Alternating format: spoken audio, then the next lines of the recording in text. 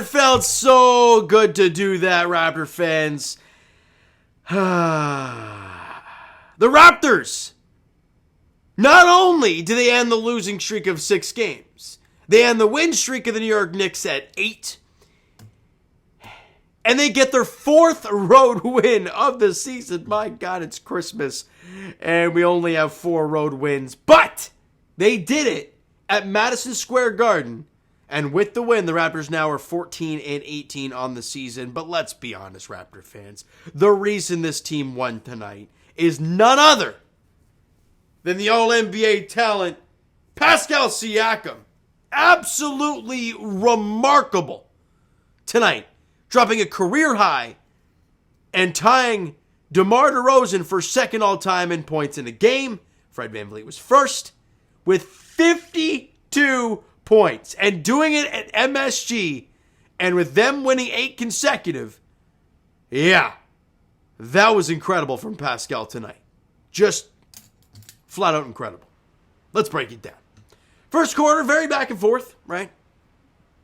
Neither team really got anything going, kind of feeling out the game. 28-27 Raptors after 1 quarter. In the second, the Raptors started, they really found their offense. They really found their groove. OG was knocking down some mid-range. Fred was knocking down some mid-range. And then Pascal just doing literally everything. And they dropped 35 in the quarter. They allow only 26. So plus 9 in the quarter. You're plus 10 at the break, 63-53. Okay, a really, really nice start here. But again, it's only halftime. We go into the third quarter and they start to come back. They, quickly make some threes and we're having a tough time here, right? And at one point, I can't remember if in the third quarter the Raptors were trailing or if it was just a really, really tight. Oh, definitely was a really tight third quarter. But the Raptors finished off the third quarter strong as they were only -3 in the third and they were still +7 heading into the fourth quarter. I think I speak for every Raptor fan. When I saw that buzzer go off at the end of the third quarter, I sat there and going, okay, you were up by 7. You are going into the fourth. We have seen this movie before. Please find a way to hang on. And look, it was bumpy. I'm going to be honest. They made some shots, I thought, with about 3 minutes to go when R.J. Barrett threw it down and got MSG on their feet. Their bench was jacked up. R.J. was pumped up. I'm like, oh boy. And that either dropped the deficit to 1 or gave them the lead by 1. I can't remember which one. And at that point, I'm like, we're here again? Really?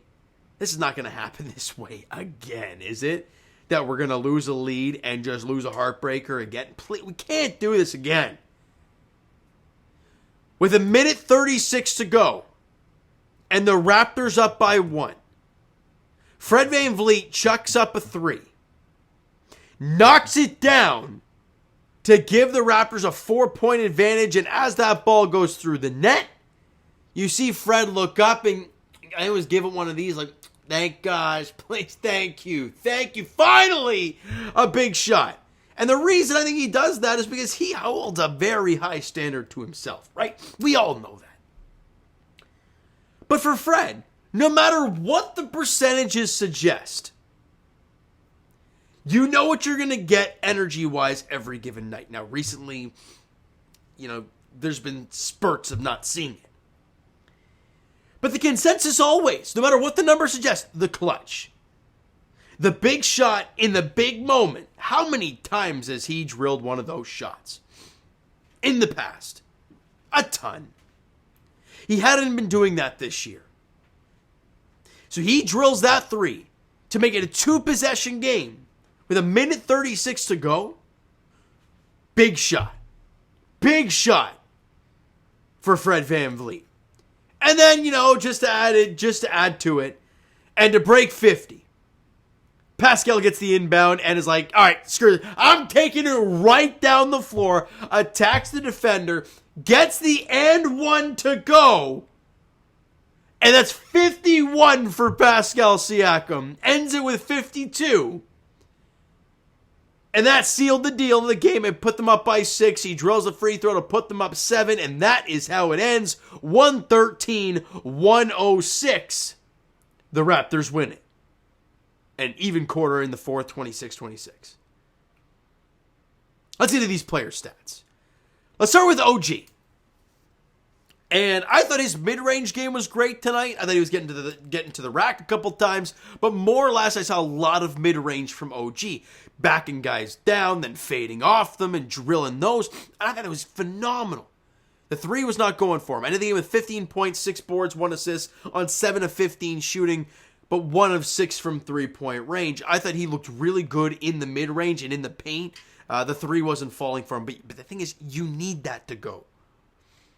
You could arguably say that, other than Pascal, who really isn't a three-point shooter. Like I wouldn't say I don't even know what the numbers suggest. He could be shooting it lights out from 3 this season, but just from the feel of Pascal, again, he's a lot of mid-range and in the paint stuff.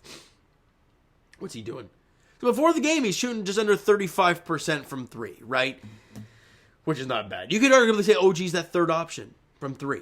But you need him to drill shots, especially when your team is struggling shooting the 3. Now, 1 of 6 from 3 is a tough one tonight, but, like I said, the mid-range and stuff in the paint was great for OG.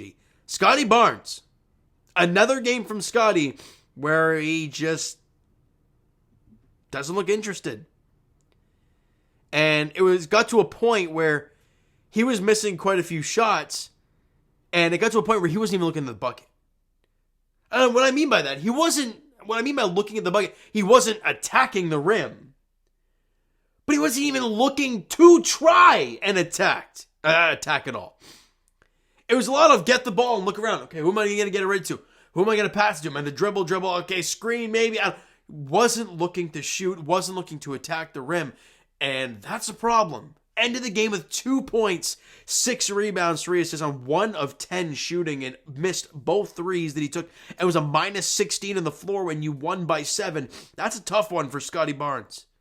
That was really tough. But let's move on. Because you won a game. Let's talk about some good stuff. Fred VanVleet. Sorry, guys. It's cold outside, which means we're on a nose. 28 points for Fred VanVleet, 1 rebound, 4 assists. Shot 10 of 24 from the field, 4 of 4 from the line, and 4 of 10 from 3. You needed those threes from Fred, shooting 40% from beyond the arc, had 3 steals and a denial. Big shot and big moment.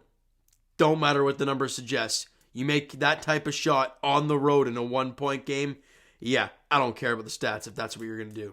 All right? Pascal, easily, without a doubt, the MVP in today's game. 52, 9, and 7. Wow. 17 of 25 from the field. Get this, Raptor fans. Pascal would have to miss 9 straight shots to get to 50% from the field. He dominated. The mid-range, money. He was driving right through guys into the paint. Left, right, doesn't matter. Attacking you head on, doesn't matter. He was coming at you. Shot 17 of 25 from the field. Got to the free throw line 18 times. Made 16 of them. And was 2 of 6 from 3. What else is there to say? Just absolutely remarkable game from Spicy P getting it done. Now, quick bench notes. You didn't get a whole lot from them. But what I will say is they didn't hurt you. Malachi, plus 16 on the floor. Thad Young, plus 11 on the floor. Chris Boucher, plus 11 on the floor. And I believe Christian Koloko was even a plus 7 on the floor. They may not have impacted the game immensely. You know, I know Thad had a little putback flip shot. And I believe Malachi had a nice big corner 3 there. I think it was in the fourth quarter. Which is great. But they didn't hurt your team. And that's really, really important for them. So, nice job from those guys. Team stats. Raptors always try to win the possession battle.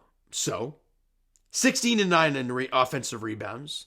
16-4 in in turnovers. So, you won both of those categories by 7 or more, right? 7 offensive boards and 12 turnovers. So, really nice job there. Albeit, You won 16-9 in offensive rebounds, yet you were 10-10 in second chance points. You didn't really make them pay for those mistakes. But on the turnovers, yeah, 21-9. The Raptors dominated that. So really nice job from them.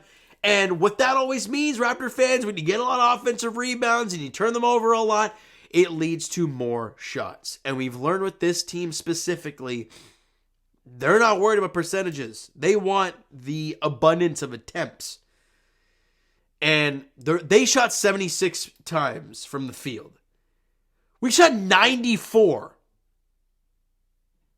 Yeah, we were minus 10 in field goal percentage. We made the same amount of field goals. The attempts really mattered in this game. 3-point shooting, still a problem. 26% from 3, 9 for 34, whereas they were 42% from 3-point range. You want to hear another crazy number? Raptors as a team shot 91% from the free throw line. 22 free throw attempts. Pascal had 18 of them. What? Remarkable. And the New York Knicks shot 61% from the line. They missed 7. 11 of 18. They lost by 7. That's a tough pill to swallow if you're a Knicks fan. But they've been playing so damn well recently. I mean, they won 8 straight going into this. They're bound to lose a game at some point. And luckily for Raptor fans, it was tonight. Any other numbers that I wanted to bring up? No, they tied DeRozan. I believe, now I could be wrong with this. Is that the 5th player on the road at MSG to score 50 plus points? I could be wrong with that, but I believe that's a stat that I heard. Maybe I butchered the stat. I don't know. But it's something along those lines. And obviously, yes, he tied DeMar DeRozan for points in a single game with 52. Fred VanVleet, I believe he did it. Was it last year? Where he jumped 54? Was that the Tampa season? I can't remember which damn year it was. They're all lumped together for me. Next up for the Toronto Raptors, they try and build on a game like this. They head to Cleveland. Take on the Cavaliers on Friday night. It's a 7:30 tip-off there.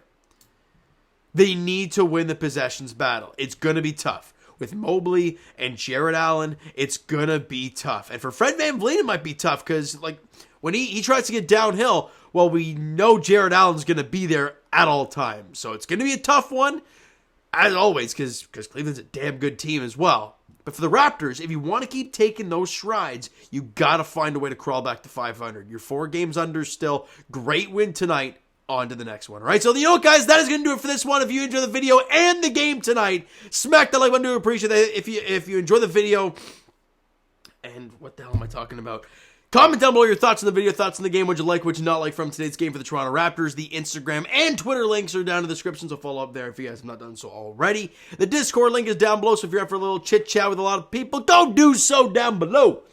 And I'll talk to you guys Leafs session very shortly as they beat the Tampa Bay Lightning last night. I had to touch on this first because it's the most fresh, but I'll break down the Leafs win over the Tampa Bay Lightning there last night.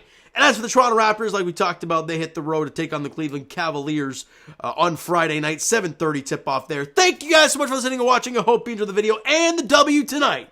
Talk to you guys then.